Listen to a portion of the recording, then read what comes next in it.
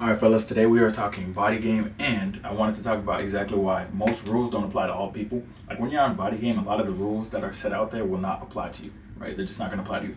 Like social media taught me a lot about this. Like a lot of chicks tell you guys, they'll tell you guys like, hey man, you need to make sure that you are, paying 1,000 for this, or you're doing this, or you're doing that to meet my bare minimum standards. I'm looking for a man of God. They say all this shit, right? None of that applies to when they're attracted to someone. Like if usually if a chick follows me or one of my homeboys, I already know what they're about, right? Obviously they'll put like the stuff in the story like, oh my god, I'm a God-fearing woman, I'm looking for a man doing this, that. And then, they'll hit us up and be like, oh my god, you're so sexy, I want to see you tomorrow, or some shit like that, right? So all of that gaming and shit like that only applies to someone who doesn't meet their bare minimum standards. I know a lot of you guys know this, but I'm just, like, some people don't know this stuff because they've never like experienced any kind of, responses on social media.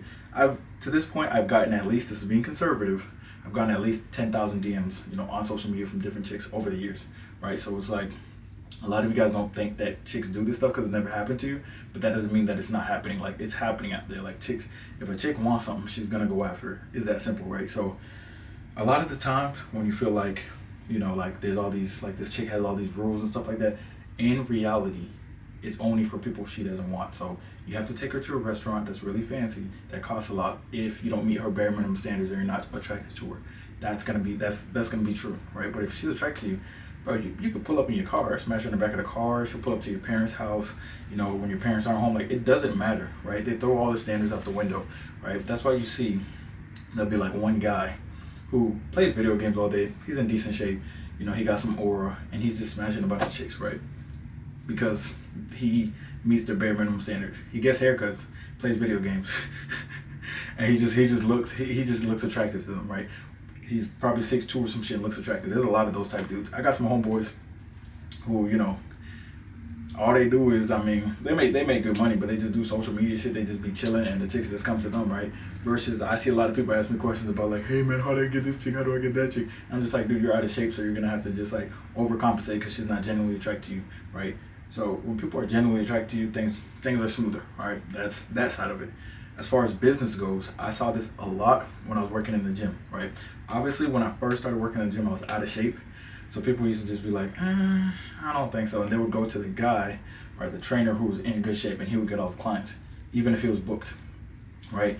Versus, 8 months later, when I'm in shape, I'm getting all the clients, and then some out of shape trainers ask me, he's like, bro, like, why am I not getting clients? And I'm like, I don't know what it is. But, it's just because he wasn't in good shape. He wasn't in the best shape, so they weren't inspired by him, and they also didn't want to work with him because they're like, well, if that nigga has a big ass stomach and he's trying to train me on how to lose my stomach, how the fuck is he gonna train me if he can't lose his own stomach, right? That's how people think. We live in a vain society, but if you actually think about it, that shit makes sense as well, right? That's how it works. When someone sees that you look the part, or you look, attractive, you're lean, you got a clean haircut, that means you give a fuck about yourself, number one, and that means you actually pay attention to what you eat, because that's all it really is. Pay attention to what you eat, and you work out, right? Which makes you different from other people, also makes you ambitious, also makes you dedicated, all right? That's what people see. So a lot of you guys that are complaining about body game or complaining about this or that, you can't complain and be 30% body fat at the same time, because that means you're self-sabotaging, all right? If you can't master yourself, no one's gonna respect you enough to, do business with you. No girl's gonna respect you enough to be like, yeah, you are attractive, or chase you. They're just not gonna chase you, bro. Like, in reality, the world is really, specifically social media, it's really turning into like 1% of dudes who are locked in versus 99% who are not locked in. So you choose, do you want to be in that 5% or 1% that's locked in, or do you want to be in that 99%? And the crazy thing is, this is not even like, talking about body game has nothing to do with like race. It's not even racist or anything at all. Because if you think about it, it's literally, you have control of body fat percentage. So reduce your body fat percentage and you get in that 1%. It's that simple. Lift weights, build a little bit of muscle, reduce body fat percentage, boom. You're in there. 10 to 15%, you're rare. That's all you gotta do. It's that simple, that straightforward, right? So, like I said, man, like, this social media shit taught me a lot. I know a lot of you guys are like, man, social media is not real life. It's not. It's not for the people who don't know what goes on there, right? Like, a lot of people don't know exactly what goes on social media. Like, I've seen people make crazy numbers that you guys won't believe without screenshots. Like, y'all not gonna believe the shit I say. You'll be like, oh, you can't make that much on social media. I've seen some people make some crazy numbers. You'll never believe it though, right? That's number one. Number two, I know a lot of homeboys who pull some absolute baddies that you guys also won't believe unless you guys saw screenshots. Like it's just crazy, right? And a lot of the baddies will be the ones, like I said earlier, posting shit like, I need a God-fearing man, blah blah blah, and they'll hit up my homeboy and be like, hey, can I fly out and come see you and shit like that. So it's like, you guys don't know like the reality, what's possible, because it's never happened to you.